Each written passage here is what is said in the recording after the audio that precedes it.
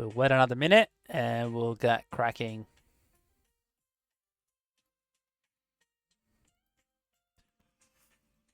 How's everyone week been so far? Hopefully not too bad. Midweek. For us here in Australia anyway.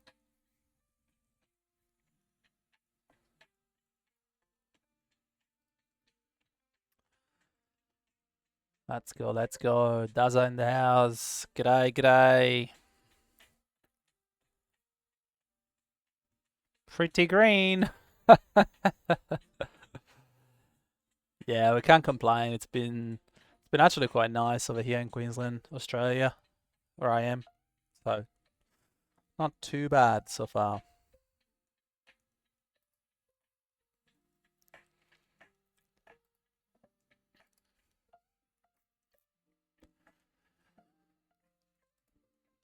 I reckon we'll get cracking, eh? Oh, yep. Beautiful part of the world where you are.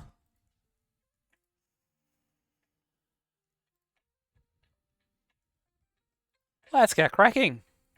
Let's get cracking. G'day, Rico. Welcome, welcome. Just in time as we get warmed up. Alrighty. Well, let's start at where we always start, right? Welcome to another week, of course, of Market Structure with Aussie. And if you're watching this recording, please make sure to leave a comment down below and give us a follow on the channel. Helps me bring content to you guys and girls, and helps me give me a bit of feedback. If you want to see something on this channel, just make sure to drop a comment. And if you're live, obviously, thank you for your time. It's always much appreciated. Let's see what Bitcoin dominance is doing, as we always start, of course. We usually do start with the dollar, but the dollar has been going in the trajectory that we talked about, so nothing new there. On the dollar, we talked about coming and revisit this 786 on the weekly area, and it's slowly making its way down. So that's a pretty quick overview that we can have. Whereas Bitcoin dominance has done what we discussed 2 weeks ago, I think it was, where we basically had a look at the possibility of a fake out. So we had this big move. Everyone, including myself, thought this could have been potentially, old season. That was a nice big break of structure, but obviously that was a bit just a fake out to then continue higher.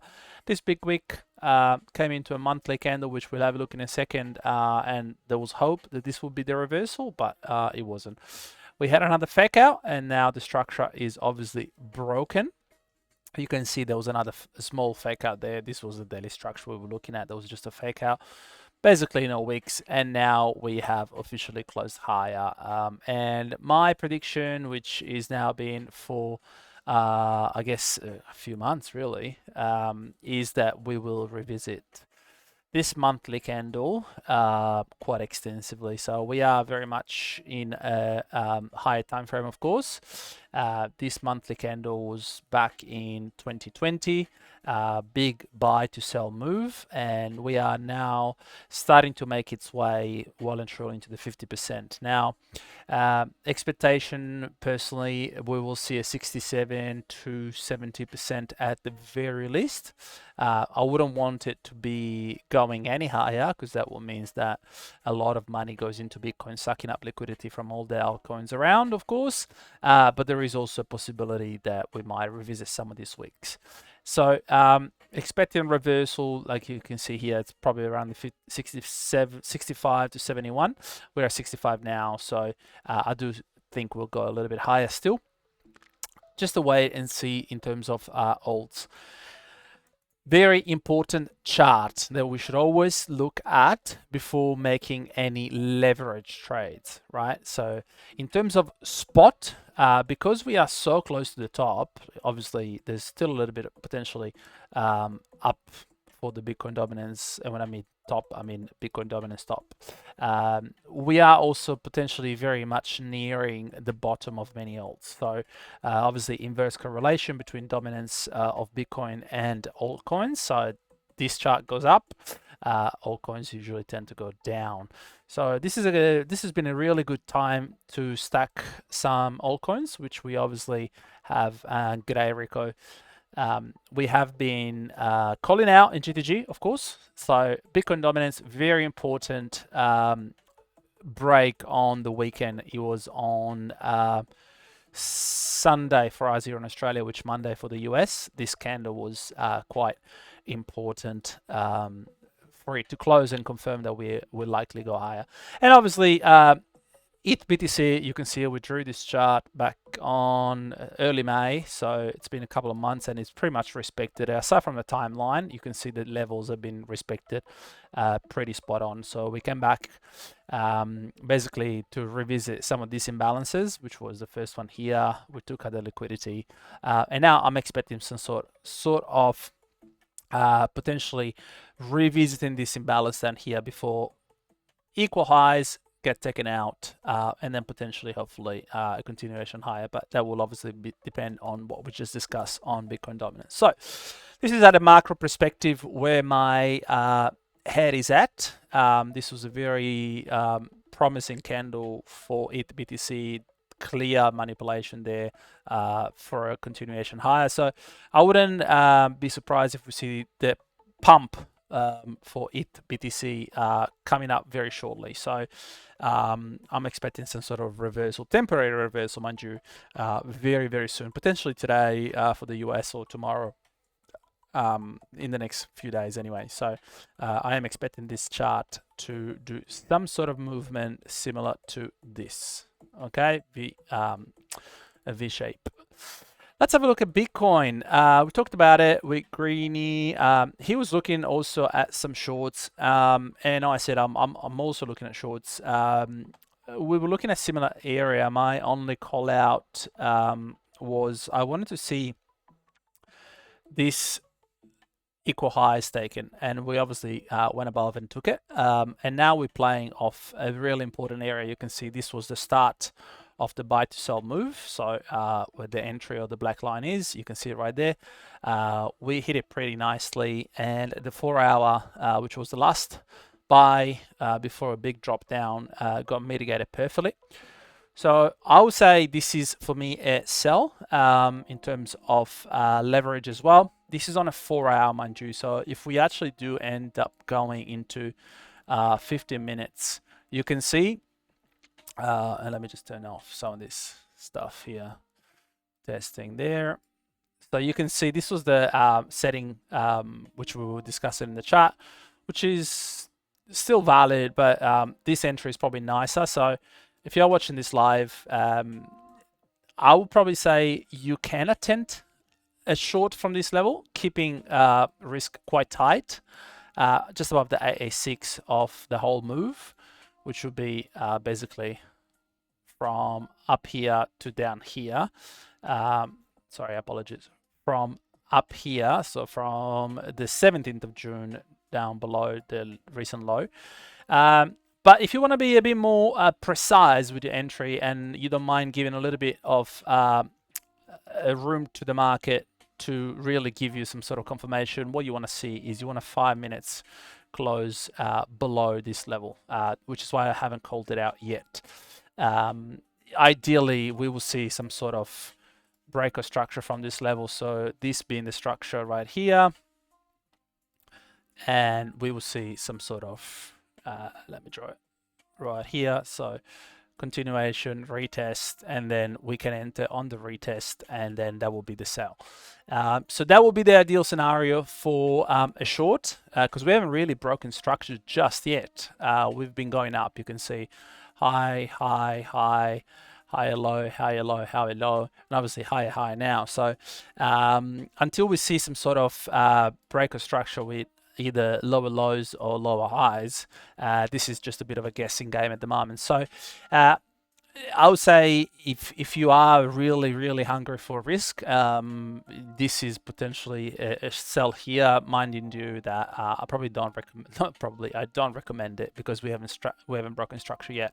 All we have right now to play off with is a fib level, which is a confirmation, of course, and a 4 hour candle, which is not the prettiest. It is an interesting candle, which is why I've got it highlighted there, but it's not the previous. It didn't take out any liquidity. I didn't really trade too much into the previous candle. I'm much more interested in this buy to sell move rather than this one. And this one also left behind some sort of equal highs. So this could potentially be a trade that takes us to TP1 and doesn't necessarily continue. I wouldn't be surprised if we retrace back into higher levels, potentially 108, 109s before we actually drop off. At a macro level with Bitcoin, I am bearish. And when I say macro, I mean in the next weeks or so. Reason being, I do see obviously daily structure is still very much bearish. We haven't really, this was obviously a high, higher low, higher high, and then down here, this is where we basically broke the structure and we started making some lower lows and some lower highs. So this candle right here, I don't really consider structure on a daily. The next structural high will be around the 110 and change, 110 and 200.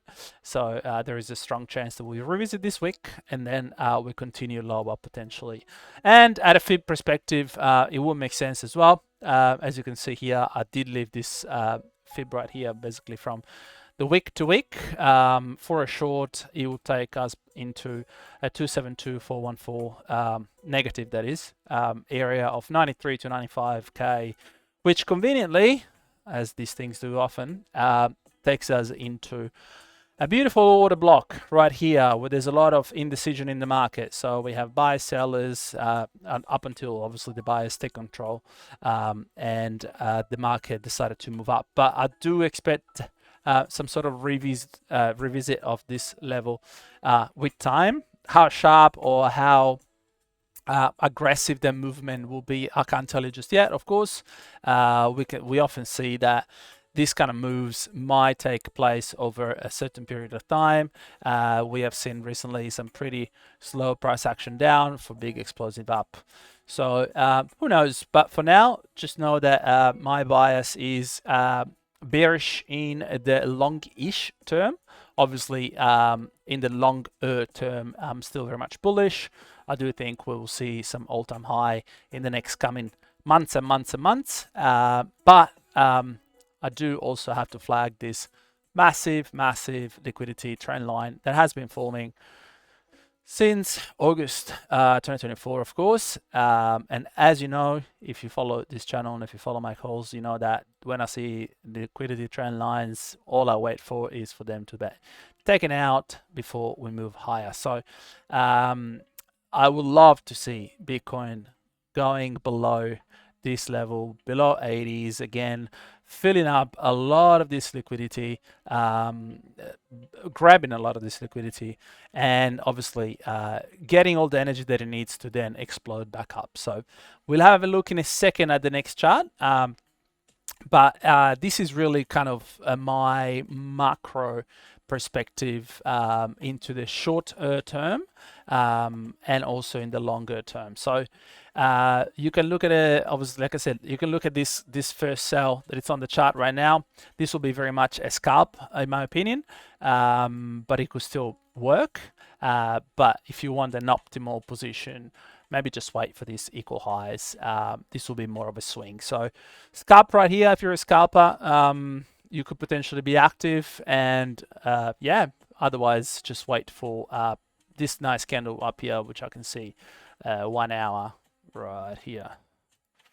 It's a nice entry for a short, which is exactly where we just discussed, between the 110 and the 109. So that will be my yeah, my swing area right here, close to all-time high. Now, we talked about BTCD dominance. We talked about ETHBTC.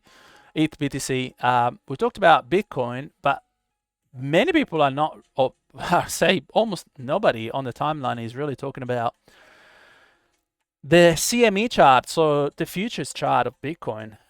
We obviously are now into an era or a time where crypto is very much traded on futures. It's traded on many different platforms, right? We have futures for Bitcoin, we have futures for Ethereum, we have futures for XRP. And if you are following this trail of big money, this is where big money plays. They don't play on necessarily on bluffing or hyperliquid, even though there's people with millions invested on it. Big monies are playing into futures. And the CME, which is the Chicago Mercantile, I think it's the exchange, or I've always forget what the E stands for, is obviously what we always look for gaps, right? And you can see straight away there's a big gap that was left behind here on the daily, and we're just about to fill it. So 99 to 98 is the immediate target, and then we can also probably see that if we go a little bit on a macro perspective, and I know that I've shared this chart a while back, but it's worth revisiting now because it is in fact playing out to the T at a very much a macro perspective. So let's go on a weekly.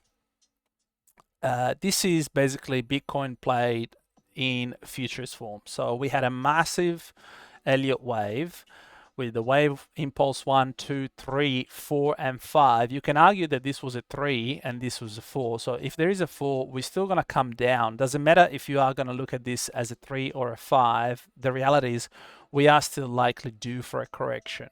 So with that bias in mind, you can also see macro waves forming inside. But most importantly, if we head on to the daily, we have a very nice harmonic that is just playing out as we speak. So this is a beautiful crab pattern that is in fact reversed into the area that we talked about, I can't remember how many weeks ago now. And obviously is following the other, which is the crypto chart of Bitcoin, making lower lows. So if you start to put all the pieces of the puzzle together, and we have a Bitcoin, which is a BTC USDT chart that is obviously printing lower lows and lower highs. We have a Bitcoin dominance potentially going up still, which is not necessarily related to the price. And we have a futures chart, which is printing an harmonic pattern, which usually tend to get at least at the 50 to 61.8 retracement of the C to D for a TP. I'm short on Bitcoin, given all these reasons. So this is presenting some really nice opportunity for us to short from close to the top. Now you can see the structure of BTCD is slightly different from the ETHBTC, of course, because this is a Monday to Friday chart only. Doesn't operate on the weekend because the market, the stock exchange is not open on the weekend. You can see slightly different patterns. So obviously very much a top. So there is a liquidity obviously in the all-time highs up here, but we also have a lot of gaps to fill still down here.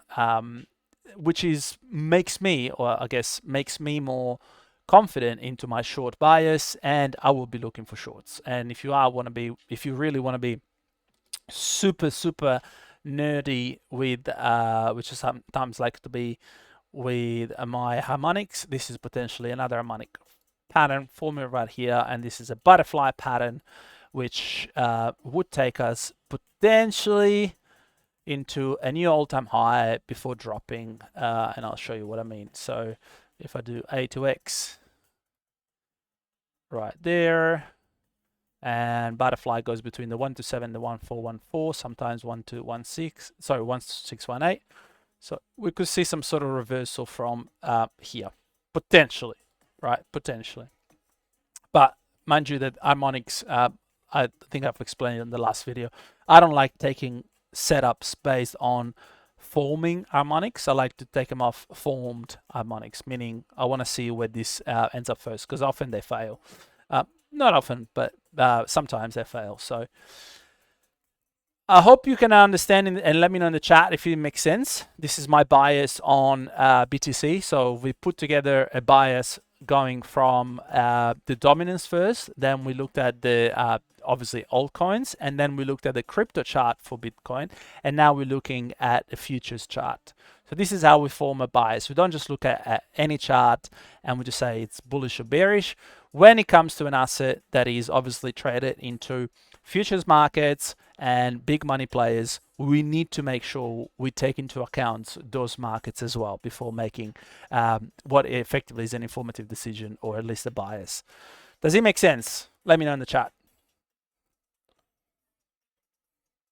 Or is there any questions? I'm officially taking questions in the chat as well. As you can see, I still got a lot to talk about. Awesome, perfect, all clear. All right, so we have a bearish bias on Bitcoin. With that, and I can say, Stingray, g'day, mate. G'day, g'day. Good morning. Hope you got your coffee ready in the States. Beautiful.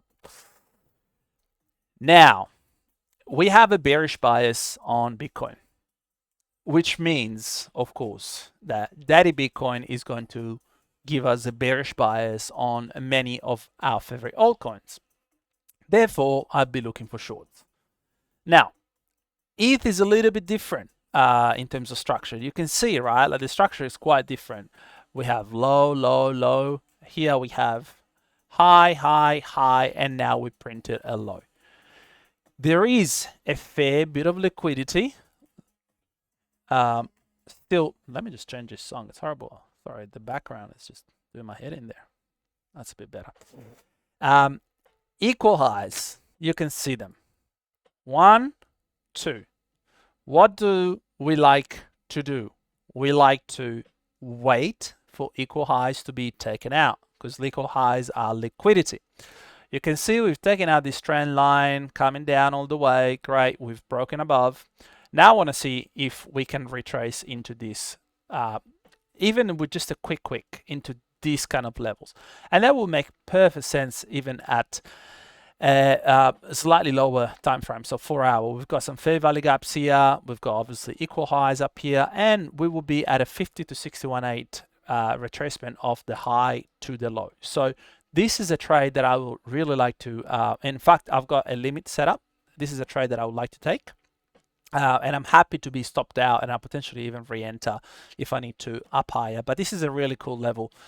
We can see a lot of indecision, high, low, basically ranging, grabbing liquidity, taking liquidity on the downside, ranging again, forming liquidity, and you can see up here, slow price builds liquidity. Okay, this is one of my mantras. When you see slow price building liquidity, it's great to wait for market to come back and revisit those prices. So I do believe we will come back eventually into this price action. I love to see sooner rather than later, so we can short the market, meaning give me a pump and let me sell into the pump. So that's kind of my bias on Ethereum. A lot of confirmation there for me. Fair value gap, like I said, equal highs, fib level right there, trend line broken. This is where I'll be shorting Ethereum, and you can take a screenshot. This will be my my first entry anyway, and we'll see from there. And the same way we did with obviously Bitcoin, which was we looked at the crypto chart, and then we look at the futures chart. And futures chart for Ethereum is a lot uglier. There's a lot more, I guess, gaps, but you can see straight away, and I hope you can, and I'll show you. If you look at the level, the massive fair value gap is right here, of course.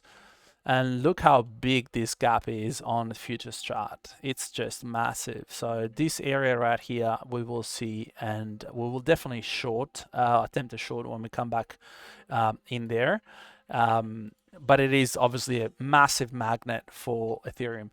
The good news is that we have filled temporarily a fair bit of gap down here. You can see this week pretty much filled it. There is more to the downside, but I do want to wait basically for this kind of levels, which you can see this big white gap right here, which goes all across basically. I want to see that filled, and that will be my short position into potentially down here for Ethereum. So a lot of short confirmations. This is where this is what I'm looking at the market. There's no reason for me to press buy unless it's for a scalp, which of course we are doing, and we'll get to it in just a second. We are long in some positions which are in profit nicely, but they are just going to be temporary positions. Solana, of course, just following Big Daddy, which is Bitcoin. So making obviously high, breaker structure, lower low, lower high, lower low, lower high. So nothing new. If I'm going to be shorting the market, obviously I am going to be looking at what out of the main falls anyway, what setup is going to give me the best risk to reward. And we'll know once those setup do eventuate and we get to some of this level. But Solana does look pretty good here compared to Ethereum. We just looked at the equal highs that Ethereum had formed, and we were quite far away, whereas Solana has just taken out some equal highs just now. So this could potentially be a nice little short for Solana at this current price action, with obviously very tight risk up there, but there's also this level here to be flagged. So this could be just a fake out where we basically just go lower, come back, and then we short, which I would probably tend to think it's what's going to happen. So you can see these kind of setups after you see them for a while. You just know they're just fake outs there, right there. That's, to me, what's going to happen, something like that. So people are going to short, like we are looking at it now, of course, because we did just take liquidity, but there's another big pool of liquidity up above. So not to mention this big fair value gap, of course, up here, which is big magnet as well.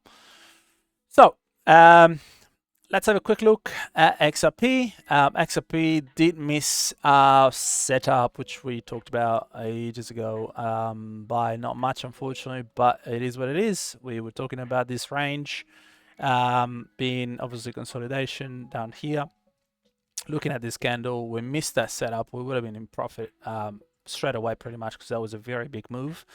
So if you do have this setup currently still set, if you have your limit set up, I'll probably just cancel it for now. Just wait. We'll wait and see, because this thing could just flush very much still lower, and potentially come back at the bottom of the range, depending on what Bitcoin obviously decides to do. So inclined to delete this setup for now. And now let's take a quick look at some of the setups or longs which we have called. So obviously ICP was in drawdown for a bit, got into profit, didn't quite get to TP1. I'll be very happy, and I hope you are, if you are in this, you're watching, you can do it on live, but if not, just do it after the stream right away. Move stop loss to break even. So we want to move stop loss right here, protect capital. I wouldn't want us to obviously go down and give back to the market. I'd rather just close at break even and leave another day. Another setup which we took, which is indeed at a TP1 level, so feel free to take partials and move a stop at break even, was this snipe on Jupiter. So this one was called, of course, on the channel. Pretty simple setup, low to high, AAC 786, waited for lower time frame confirmation. I think I took this trade off the 5 minutes, if from memory. Yeah, so basically this was my call. So lower liquidity, grab, higher, enter a current market. So pretty simple. Just have to be keeping an eye on it, really, and obviously being ready to pull the trigger. Oops, sorry, pull the trigger. So yeah, Jupiter, take profit. This is definitely a TP1. You can see we're starting to reject on an hourly. So I don't like this. We are creating liquidity, yes, but we're also failing to push higher, and we're also making some lower lows. So my expectation will be we do some sort of movement back down. So feel free to take some profit, probably even 50% of this trade. I wouldn't mind, and because I don't think we're going to get up there just yet, unless you're planning on being this trade for extensive period of time. I would probably say take your 1 to almost 2, and yeah, and go with it. Let's have a look at Anime. Anime gave us a nice entry, a little bit of profit, and unfortunately it is in drawdown. I am probably going to recommend we tighten our stop loss to just below that low. So tighten the stop loss if you are in this just below that low, and we can just basically do this, and that, oh sorry, and that way if the market decides to go lower, but so be it, we'll be stopped out. But the risk to reward is there. If for whatever reason we do end up reversing, we're still in the game. But I don't like personally this hourly candle be taken out and new lower lows. So if you are playing conservative, you can probably close the trade soon. But mind you, there's also a chance that we reverse back into this candle and you can close at break even. So up to you how you want to take it, how you want to play it. But yeah, definitely at least tighten your stop loss if you're in anime. Whereas Bonk is also nicely in profit, similar to what we just discussed with Jupiter. We have highs right here, clearing liquidity.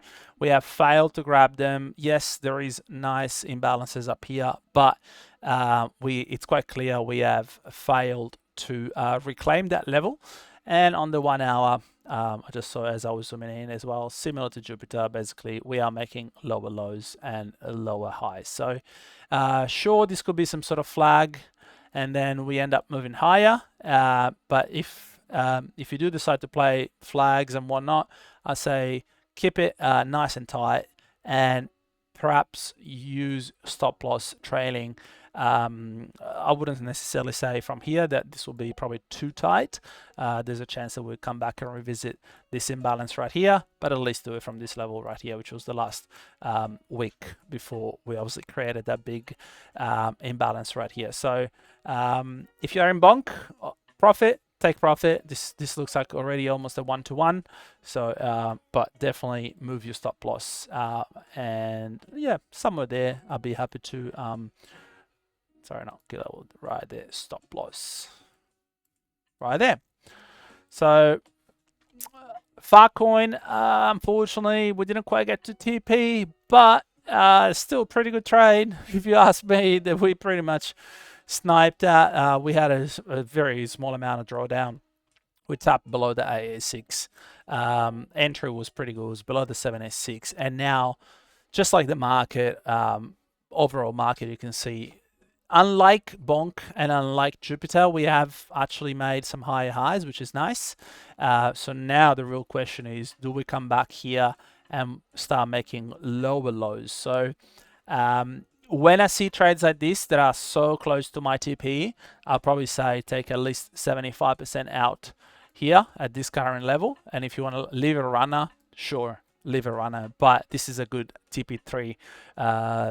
Take 75% and go with it. So this is yeah, pretty good. Even gave us a re-entry right there in bonk.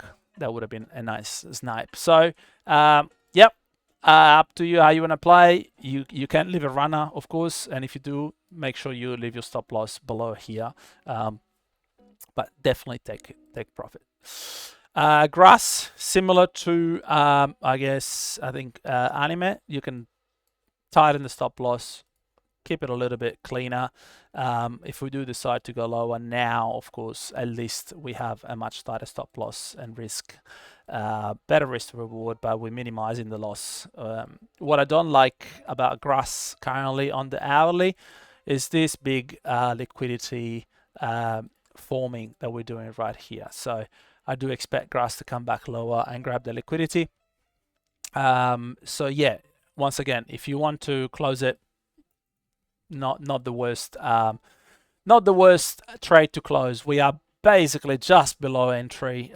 You can almost call it break even really, because it's just below. So depending on obviously your leverage and whatnot, but yeah, you shouldn't be really going crazy in leverage on grass. If you are, shame on you. What are you doing? But definitely, yeah, look, we have failed to make higher highs and we are starting likely now to start planting lower lows. So I'll be inclined to say, feel free to close it. IOS, that was the re-entry that we called. And once again, profit nicely, 1-to-1 almost. I'll probably just take the profit and run here. Once again, we have failed. There's not a huge amount of liquidity currently in this pair, so we have failed obviously to reclaim the high highs. And if BTC decides to drop this pair, just like many other of the altcoins that don't have huge amount of liquidity, will likely drop more significantly. Yeah, all good, Rico. Thank you, mate. Thank you. And you can see 1 hour here likely gonna get tapped. So I say if you are in IO, take profit and yeah, close it and see ya. Last but not least, CFG. I literally called this for you guys 2 days ago. I called it right here. Can't even make this up. In 2 days, if you took it, you're up 52% on spot. So not bad. You can see CFG is now obviously retested the highs. I'm sure that if I go on an hourly, is likely going to follow the rest of the market and come back down for a retracement. Now, if you took the trade with me, I would say take some profit. Right, we are 52% up on a spot position, or if you took it here, maybe now you're a little bit less, but you're still at almost 40% up in 2 days on a spot position in a market that is currently going to give us some likely bearish price action. So take the 40% and wait until we see some sort of retracement and redeploy again. But if you are watching this and you took CFG, yeah, just take the P, guys. Take the P, and that's how we accumulate wealth, by taking 40%. We don't need 20, 100x all the time. Like 40% on a spot position in 2 days is crazy good. So I hope you guys took the trade, because it was literally like 3 trades that I called that day. So other than that, that is pretty much it. Actually, I did lie. There is 2 more things that I wanted to talk about real quick. One is Intel. Once again, stock talked about, called about. DCA area, you can see we called it here. It gave us a nice big move, 10%. We talked about it with Kurt back in the stock channel the other day when it was like, is this a good entry? Yes, I said we're back below the DCA area, and within the space of like a week, we moved back up. What is that? I'm gonna say 15%, 10%. From here to here, we moved up, yeah, 10%. So Intel definitely at interesting level. My target still stays in the long term. This is not an option play. This is obviously buy and hold. I want to see back into the 37. So if you're buying at 20, 22, I'll probably just wait for a retrace a little bit lower. But that's almost a 2x right there. So, and the last but not least, I did say I bought some. Personally, that was my entry. Called it twice in the stock channel. Target is basically just doing, this is Target Corporation, is doing this very nice, very clean accumulation phase. You can see highs and lows in a range. But what's really nice to see is obviously volume starting to kick in at a lows, which is what we want to see. So when you see this kind of volume, right, obviously around the earnings coming up, the next earnings are not for a while. So I wouldn't be surprised if we chop here for a bit and we'd see some sort of price action.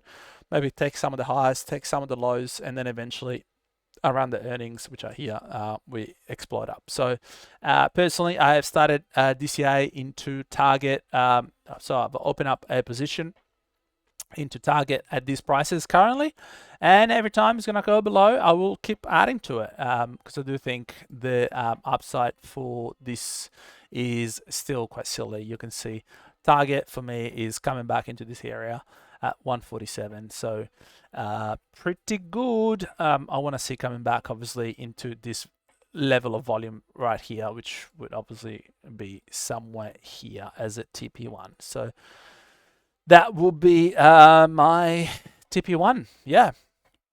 Hope that covers a few things. I did say it was going to be a jam-packed live. We've gone through pretty much all the macros on the main fours, tidying up some stop losses, and I guess take profits on some of the live active trades that we have. So if there's any question in the chat, please either take yourself off mute or type away. Let me know.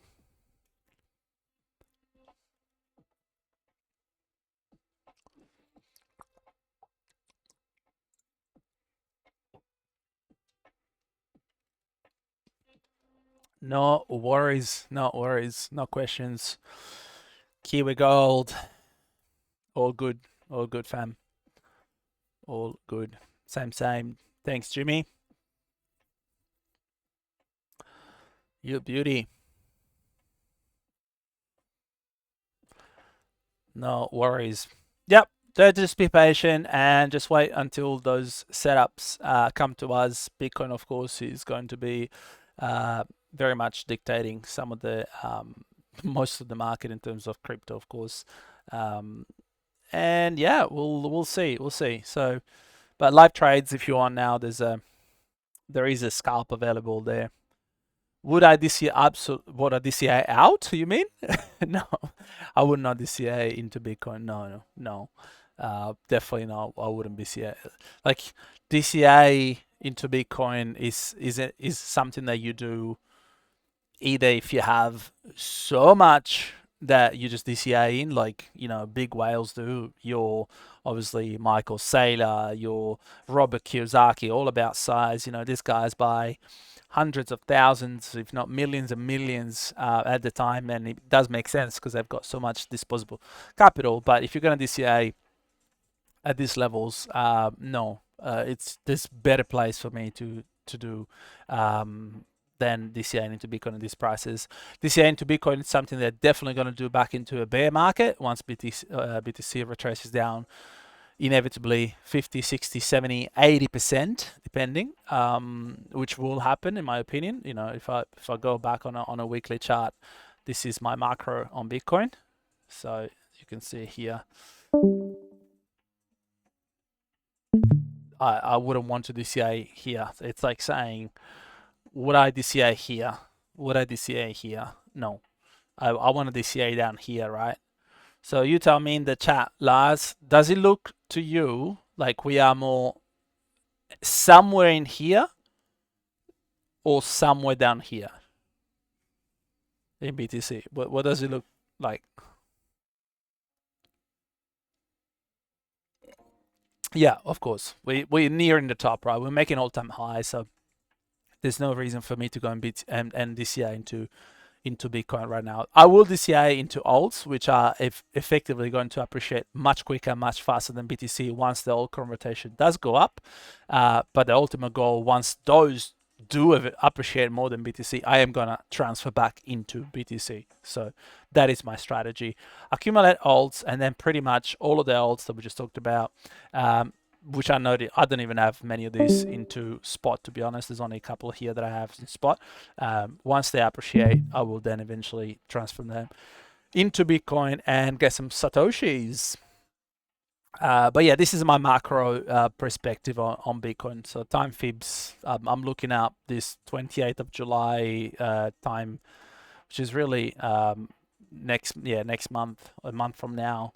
I'm looking at potentially being close to the top before we see some sort of bearish price action, bear market kind of a vibe, and then obviously continuation back higher into 2027. But we'll see. This is obviously based on the previous cycle. Will it behave the same? Likely not. Market doesn't necessarily do things over and over again, but it does move in synchrony a fair bit. And also, probably important to say that last cycle was the only one with a double top, which looks to me like we've done now. But even if you got an Elliott wave kind of principle, could be a 1, this could be a 3, this could be a 5, and now we can sort of see some sort of ABC correction, which would be ABC to then go again. So that's why I'm also part of living bearish on this macro perspective that I'm looking at. This is on a weekly, of course, but it does kind of make sense to me. This shadow here is basically just this move from up here to up here again. So hope that answered the question.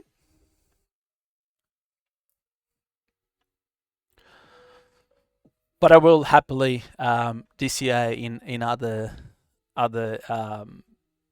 assets like Casper. I've been DCA in some of the ones. What did I DCA? I think I deleted them. Yeah, I did. Where is it? DCA into Casper. DCA into. Let's have a quick look.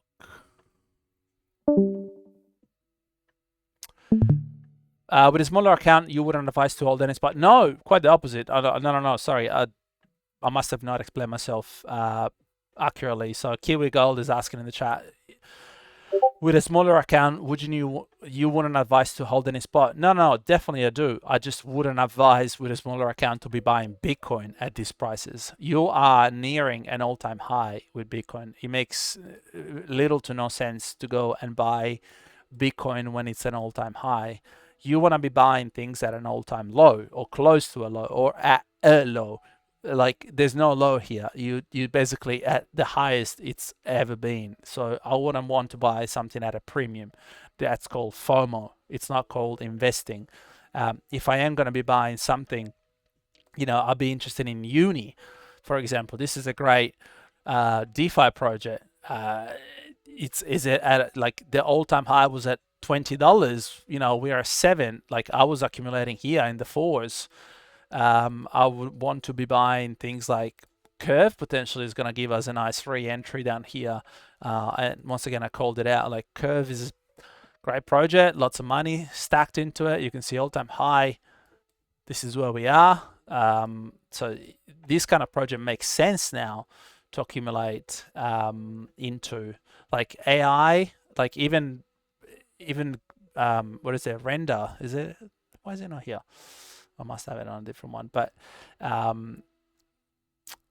ICP, I've been accumulating ICP personally. Like all-time high, of course, was crazy because we had some VC money coming in. Like all-time high for ICP was $520. We're at $5 now. Will it go back to all-time high? Probably not. But even if it does go back to the previous high, just the previous, it's a 3x from here. So we are pretty much at almost like much closer to an all-time low than we are to an all-time high. So my advice, if you have a smaller account, is first of all, shape your portfolio and understand what kind of allocation you want to have to different sectors like AI. You can see here as I'm scrolling, this is literally my whole watch list.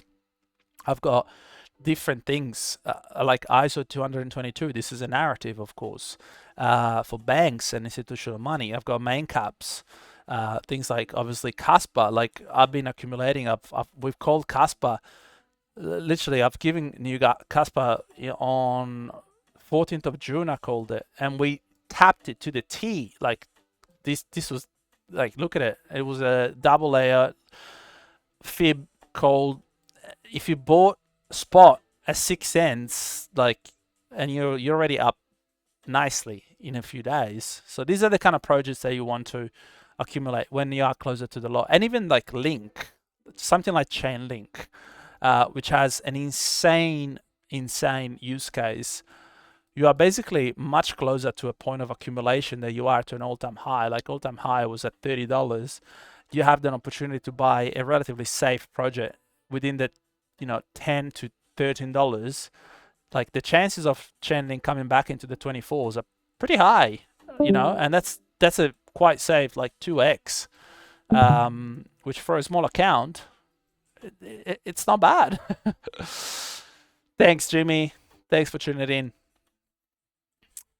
No worries, guys and girls. I hope I answered the questions.